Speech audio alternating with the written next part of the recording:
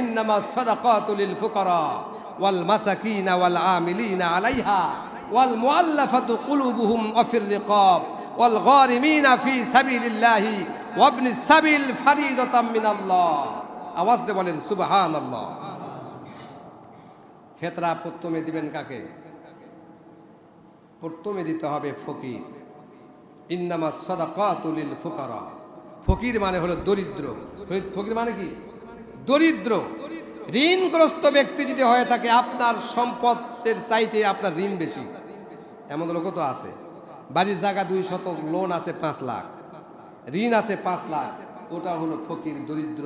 ওকেও আপনি ফিতরা দিতে পারবেন।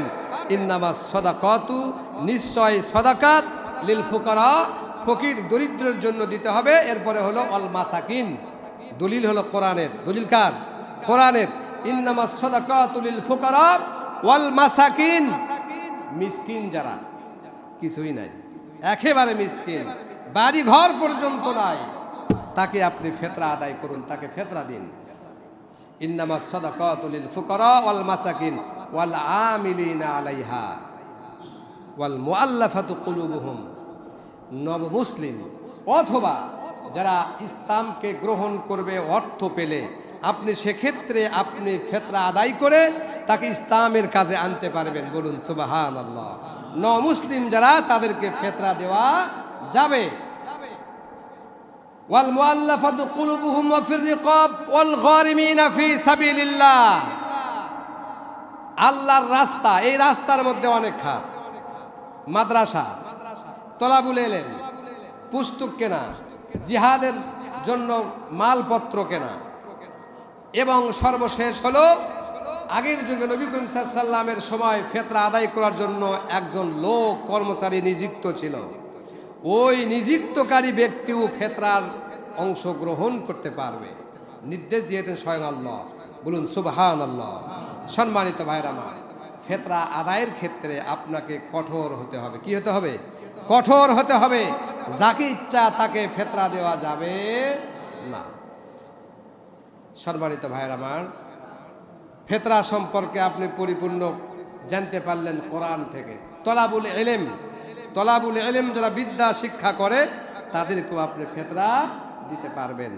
এই 7টি খাত ব্যতীত আর কোনো খাতে এই ফিতরার টাকা আদায় করা শরীয়ত সম্মত নয়। দলিল কোরআনুল কারীম। আমার মনে হয় কারো বুঝতে ভুল হয় নাই। কি বলেন, বুঝতে ভুল হয়েছে? হয় নাই। এরপরে আসুন লাইলাতুল কদরের ছোট্ট একটি কথা, যে ফেরেশতারা প্রত্যেকের বাড়ি বাড়ি গিয়ে চিৎকার করে, ইয়া বাদিয়াল খায়র, হে গুনাহগার ব্যক্তিরা, কল্যাণের দিকে চলে আসো। সুযোগ, সুবর্ণ সুযোগের হাতছাড়া করো না। তোমরা এসো, আল্লাহর নৈকট্যকে হাসিল করো, আল্লাহর পথে এসো, তওবা করো। আল্লাহ পাক তোমাদের তওবা কবুল আর মঞ্জুর করেন। বলুন সুবহানাল্লাহ। সম্মানিত ভাইয়ের আমার, রোজাদার ব্যক্তিরা, অনেকেই বলে ইফতার সামনে নিয়ে দোয়া করলে দোয়া কবুল হয়। এটা হয়, ঠিক আছে। আপনি রোজা অবস্থায় যে কোনো সময়, রোজা অবস্থায় সলাতুল ফজর থেকে সুবে সাদেক থেকে মাগরিব পর্যন্ত যে দোয়া আল্লাহর কাছে করবেন, আল্লাহ পাক সেই দোয়াই কবুল আর মঞ্জুর করে নেবেন। আমরা অনেকেই যখন ইফতারের আগে আমরা দোয়া পড়ি, এই সকল দোয়ার ব্যাপারে সমস্ত কিছু জয়ীফ হাদিস, সহিহ হাদিস হলো বিসমিল্লাহ দিয়ে শুরু, আলহামদুলিল্লাহ দিয়ে শেষ। সুবহানাল্লাহ বলেন। আমরা বিসমিল্লাহ দিয়ে শুরু করব ইফতার, ইফতার শেষ করে আলহামদুলিল্লাহ রাব্বিল আলামিন পড়ব বা আলহামদুলিল্লাহ পড়ব, এটা সহিহ হাদিস। এরপরে আমরা যে হাদিসগুলো পড়ি অথবা রোজার যে নিয়ত করি, নাওয়াইতু আন আসুমা গাদাম মিন শাহরি রমাদান আল মুবারক ফারদুল্লাকা ইয়া আল্লাহ ফাতাকাব্বাল মিন্না ইন্নাকা আনতাস সামিউল আলিম, এই দোয়ার কোনো ভিত্তি নাই। এই দোয়ার কোনো কি নাই? ভিত্তি নাই। ভিত্তি হলো আপনি রোজা রেখেছেন, নিয়ত মানে সংকল্প। আপনার নিয়ত যদি সহি হয়ে যায়, স্বয়ং আল্লাহ পাক পুরা রোজার সওয়াব আল্লাহ পাক আপনাকে দান করে দিবেন। রোজার এত ফজিলত, কয়টা ফজিলতের কথা আপনাকে বলবো। জিবরাইল ফেরেশতা, স্বয়ং জিবরাইল ফেরেশতা, মালাইকাতু আর রূহ, রূহ শব্দের অর্থ জিবরাইলকে বোঝানো হয়েছে। ফেরেশতার বহর নিয়ে পৃথিবীর জমিনে চলে আসেন। সুবহানাল্লাহ বলেন।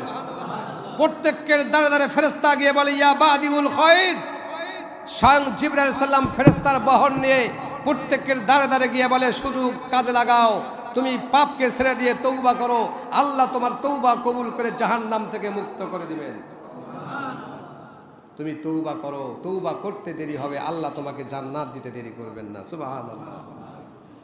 কোরআন নাজিলের মাস ছিল মাহে রমজান।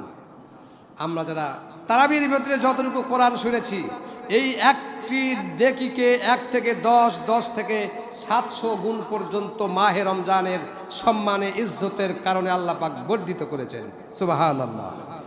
আমি যদি এই ফরজ আদায় করেছি, তো অন্য মাসের 700 ফরজের চাইতে এ মাসে আল্লাহ পাক বেশি সওয়াব দান করে দিয়েছেন।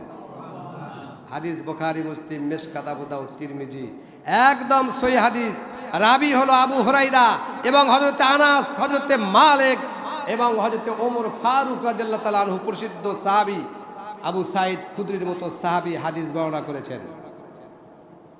হাদিস পড়ে ফতোয়াবাজি করবেন, হাদিস না পড়ে ফতোয়াবাজি করলে একটি শোনা কথা, জানা কথা মানুষকে জানালেই ওই আমলই আপনাকে জাহান্নামে নিয়ে যাবে। নাউজুবিল্লাহ বলেন। সুতরাং আপনাকে বর্তমান সমাজে ডিজিটাল যুগে এত সহজ করে দেওয়া হয়েছে। আমি যে হাদিসটা পড়লাম, আন আবি হুরায়রা রাদিয়াল্লাহু তাআলা আন ক্বাল ক্বাল রাসূলুল্লাহ সাল্লাল্লাহু আলাইহি ওয়াসাল্লাম মান লাম ইয়াদা ক্বাওলা যুই ওয়াল আমালা বিহি ফালাইসা লিল্লাহি হাজাতুন ফি আন দাআ শারাবাহু ওয়া তুআমাহু। রাহুল বুখারী, মুসলিম, আবু নাসাই, তিরমিজি, ইবনে মাজাহ। বুখারী শরীফের হাদিস নাম্বার 1903।